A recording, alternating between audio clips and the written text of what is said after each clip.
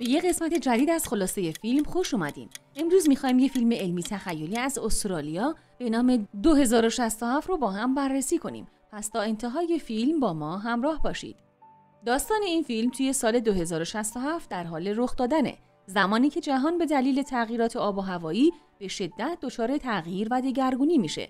تمام گیاهان منقرض میشن و به همین دلیل میزان اکسیژن روی زمین کم میشه. مردم هم برای زنده موندن مجبورن اکسیژن مصنوعی بخرن. 99% کره زمین تاریک میشه و مردم به حد مرگ در حال خفگی هستن. توی همچین شرایطی تنها یکی از شهرهای استرالیا جون سالم به در برده و همه این اتفاقات به لطف شرکتی به نام کورنیکورپ بوده که کارش تولید اکسیژن مصنوعیه. ولی اکسیژن مصنوعی در طول زمان باعث به وجود اومدن بیماری‌های کشنده برای انسان‌ها میشه. بشر هم تا قبل از انقراض کامل با مرگ و زندگی دست و پنجه نرم میکنه. ایتان وایت یکی از ساکنان این شهره. اون به همراه دوستش جود توی این شرکت کار میکنن. این شرکت هم شبانه روز در تلاشه تا راهی برای نجات جهان از این بیماری پیدا کنه. زانتی یعنی همسر ایتان به همین بیماری مبتلاست. ایتان هم شب و روز کار میکنه تا بتونه اکسیژن مورد نیاز همسرش رو براش فراهم کنه. یکی از اون روزا که ایتان مشغول کاری توی تونل بود، رجینا جکسون مدیر ارشد تحقیقات ایتان و دوستش رو به دفترش میبره تا خودش رو بهشون معرفی کنه و بگه که اگه شرایط تغییر نکنه تا یه چند سال آینده کل بشریت از بین میره. در ادامه اضافه میکنه که اون تنها کسیه که میتونه بهشون کمک کنه و جون مردم رو نجات بده. ایتان کاملا گیج شده بود و نمیتونست حرفاشو باور کنه، اما رجینا ازشون میخواد تا یه نگاهی به آزمایشگاه بندازن. این آزمایشگاه ماشینالات بزرگی داره. بیلی میشل که مسئول این آزمایشگاه بود خودش رو به ایتان معرفی میکنه و برای لحظه‌ای به مچبند ایتان خیره میشه. اونا براش توضیح میدن که پدر ایتان یعنی دکتر ریچارد وایت حدود 20 سال پیش این پروژه رو آغاز میکنه. این ماشین بزرگی که اونا کنارش ایستاده بودن یه ماشین زمان به اسم کرونیکل بوده. توی اولین پروژه‌ای که با این دستگاه انجام میشه، اونا مجبور میشن تا امواج رادیویی رو به داخل اون بفرستن تا ببینن اون طرف دستگاه چه خبره. اونا از این روش متوجه میشن که 407 سال بعد، یعنی در سال 2474، زمین دارای پوشش گیاهی کافی برای تولید اکسیژن و حفظ حیات برای موجودات خواهد شد. مردم معتقدن که اگه انسان‌ها تا اون موقع وجود داشته باشن، احتمالاً راهکارهایی برای برطرف کردن مشکلاتی که الان دارن پیدا میکنن. با این حال یه فعالیت عجیبی این دانشمندان رو گیج کرده. این امواجی که اونا فرستاده بودن اصلاح شده. موقعی که اونا این پیام‌ها رو رمزگشایی میکنن متوجه میشن که یه نفر از آینده براشون پیامی ارسال کرده و گفته ایتان وایت رو بفرستید. به همین علت هم رجینا و تیمش قصد دارن ایتان رو به آینده بفرستن تا بتونن درمان رو برگردونن. ایتان خیلی گیج شده بود و هنوزم فکر میکرد که رجینا داره دروغ میگه. علاوه بر این اون نمیخواست همسرش رو با بیماریش رها کنه تا به آینده بره. به همین دلیل درخواستشون رو رد میکنه. بعد از این ماجرا ایتان و جود توی سالن غذاخوری بودن و اکسیژن مصرف میکردن. جود بهش میگه که بهتره تا پیشنهادشون رو قبول کنه و برای نجات بشر به آینده بره. اما ایتان بهش میخنده و میگه که نمیخواد مثل پدرش باشه. ایتان از اینکه پدرش هیچ وقت کنارش نبوده ناراحت بود. 20 سال پیش در حالی که ایتان مادرش کشته شده بود، پدرش از پیشش میره و از اون موقع جود ایتان رو بزرگ میکنه. همون کسی که ایتان همیشه اونو مثل برادر بزرگترش دوست داشته. ایتان پدرش رو بابت این موضوع که مادرش رو به خاطر پروژه‌هاش ترک میکنه مقصر میدونست و نمیخواست که راه اونو ادامه بده و همسرش رو ترک کنه. ولی جود سعی کرد متقاعدش کنه که این کار باعث کمک به همسرشه و میتونه درمان این بیماری رو پیدا کنه. ایتان یاد 8مین سالگرد تولدش میفته که پدرش یه جعبه عجیب و غریب بهش داده. موقعی که ایتان دستش رو داخل جعبه میبره، ناگهان یه دستبند به مچش میچسبه و باعث خونریزی دستش میشه. ریچارد یه دستگاه دائمی رو به پسرش وصل کرده بود. سالها از اون روز میگذره ولی ایتان هنوز کاربرد اون رو نمیدونه.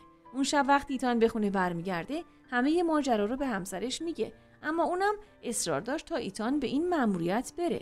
صبح روز بعد ایتان روی یه قطعه فلزی نوشت راه برگشت به سمتت رو پیدا میکنم و اونو کنار همسرش زانتی میذاره. اون روز ایتان به سمت دفتر رجینا میره و بهش میگه که اگه بتونه درمان رو پیدا کنه اول اونو به همسرش میده. رجینا هم قبول میکنه و اونو دوباره به آزمایشگاه میبره. دکتر میچل هم لباس مناسبی که باید قبل از سوار شدن بپوشه رو بهش میده. همونطور که اونا قضیه رو براش تعریف میکردن، ایتان متوجه میشه که اونا هیچ برنامه‌ای ندارن. اونا هیچ سرنخی از چیزایی که ممکنه ببینه ندارن و نمیدونن قراره با کی ملاقات کنه. اونا یه هوش مصنوعی به نام آرچی بهش میدن.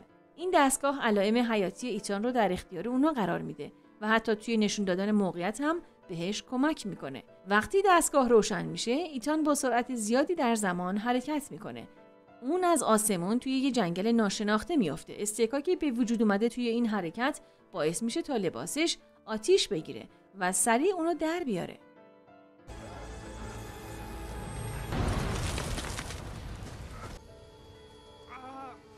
موقعی که ایتان به اطرافش نگاه میکنه، طبیعت شگفت‌انگیزی رو میبینه. اون متوجه میشه که دنیا به طور کامل عوض شده. درختان و اکسیژن طبیعی به دنیا برگشته. ایتان به همون سمتی میره که آرچی اونو هدایت میکرد. کمی بعد اون به یه پناهگاه میرسه، اما چیزی که توجهش رو جلب میکنه اسکلتی بود که در جلوی در قرار داشت. جمجمه این اسکلت با گلوله سوراخ شده بود، اما علاوه بر اون برچسبی که روش بود، ایتان رو وحشت زده کرد. این اسکلت متعلق به خود ایتان بود. اون حتی دستگاه آرچی رو هم کنارش پیدا کرد و به آخرین چیزایی که ضبط شده بود نگاه کرد. ایتان صدای کسی رو شنید که بهش گفته بود این تنها راهه و سپس بهش شلیک کرده. درست همون موقع هم برق دستگاه قطع شده بود. ایتان ترسیده بود و فکر میکرد این سرنوشتیه که براش رقم خورده. ایتان متوجه دستبند روی دست اسکلت شد که نور روی اون به رنگ سبز در اومده. این در حالیه که رنگ چراغ دستبند خودش همیشه قرمز بوده. اون شب ایتان برای خودش آتیش روشن میکنه و از توت‌های وحشی میخوره، اما مشخص میشه که این توت‌ها سمی بودن و ایتان کمی بعد حالش به هم میخوره و از هوش میره. بعد از اینکه به هوش میاد، با دیدن جود تعجب میکنه. ظاهراً پیام بیهوش شدن ایتان برای آزمایشگاه فرستاده شده بود و اونا تصمیم گرفتن تا جود رو برای کمک به آینده بفرستن. مدتی بعد اونا دوباره همون اسکلت رو میبینن که سر جاشه. این یعنی سرنوشت ایتان تغییری نکرده. اونا از آرچی برای پیدا کردن یه در دیگه استفاده میکنن.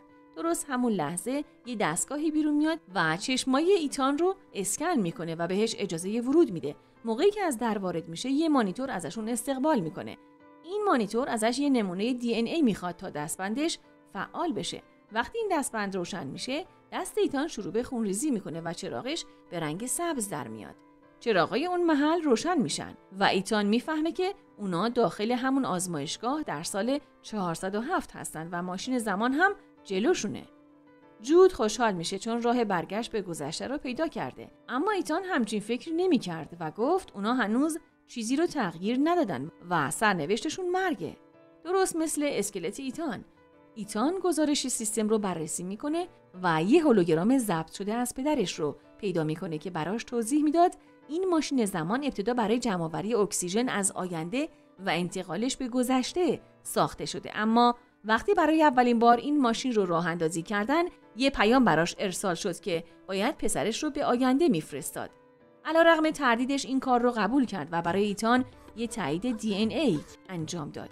اونا متوجه شدن که این ماشین دیگه نمیتونه اونا رو به گذشته برگردونه، چون باتریش بعد از 407 سال تقریباً تموم شده. بدتر از اونم اینه که فعال شدن آزمایشگاه باعث نقص توی آرچی شده بود و باعث فعال شدن یه انفجار هسته‌ای شده بود.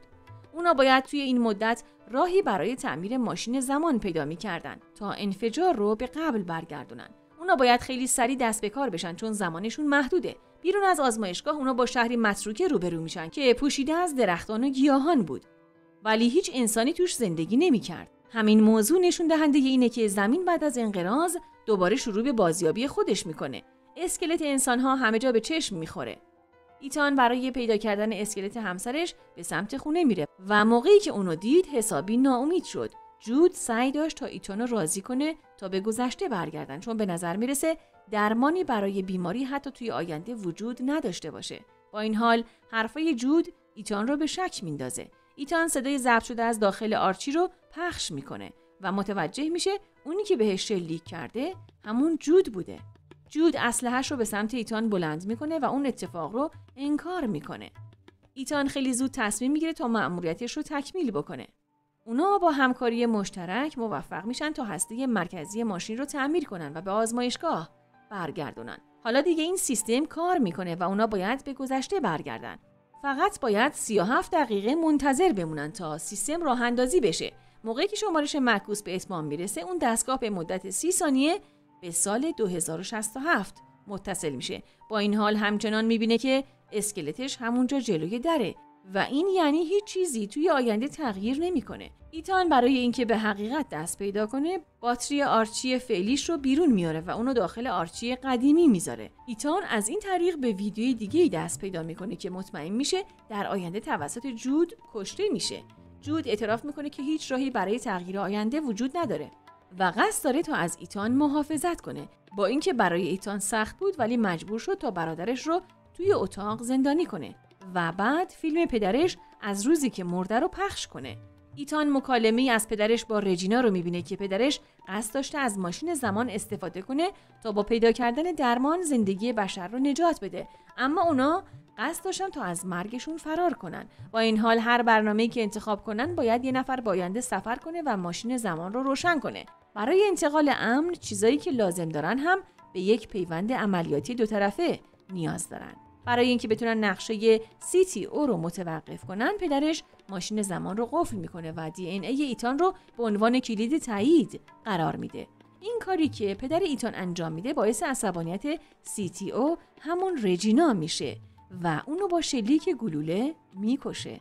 بلافاصله هم به جود دستور میده تا مادر ایتان رو هم بکشه و نگهبان ایتان باشه تا بتونن به دستبندش برای آینده دسترسی پیدا بکنن. ایتان خیلی تعجب میکنه. اون کسی که مثل برادر برای ایتان بود در واقع قاتل مادرشه و حتی میخواد خودش رو هم بکشه. ایتان متوجه میشه که پدرش اونا رو ترک نکرده. حالا اون میدونه که رجینا میخواد چند نفر از منتخبهای خودش رو به آینده ببره. به همین دلیل سعی میکنه تا ماشین زمان رو خاموش کنه، ولی جود با عجله جلوشون رو میگیره و لو میده که از طرف CTO مأمور شده تا مطمئن بشه ایتان به موقع برای تعمیر قطعی برق فرستاده میشه. موقعی که ایتان ماشین زمان رو فعال میکنه باید کشته بشه. با این حال جود مدت زیادی رو با ایتان سپری کرده و بهش وابسته شده. جود از این که ببینه دوست و برادرش توی همچین شرایطیه احساس گناه میکرد. به همین دلیل به جای کشتن ایتان به سمت خودش شلیک کرد تا بمیره.